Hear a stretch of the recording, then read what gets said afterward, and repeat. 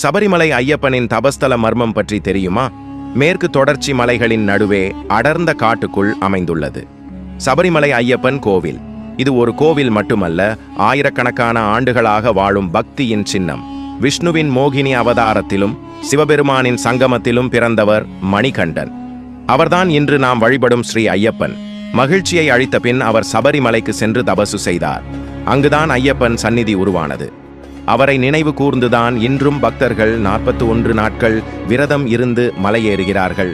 அந்த 18 பவித்திர படிகள் ஒவ்வொன்றும் ஆன்மீக பயணத்தின் ஒரு கட்டம்.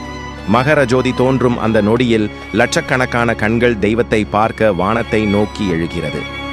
சுவாமியே சரணம் ஐயப்பா என்ற ஒலி மலை முழுவதும் ஒளிகிறது. அந்த ஒளி, அந்த அதிர்வுதான் இன்று வரை சபரிமலையின் உயிர். இது பக்தியையும் தியாகத்தையும் இணைக்கும் தெய்வீக மலை. உங்களுக்கு ஐயப்பரை பிடிச்சிருந்தா சுவாமியே சரணம் ஐயப்பா அப்படின்னு கமெண்ட் பண்ணி நம்ம சேனலை சப்ஸ்கிரைப் பண்ணுங்க.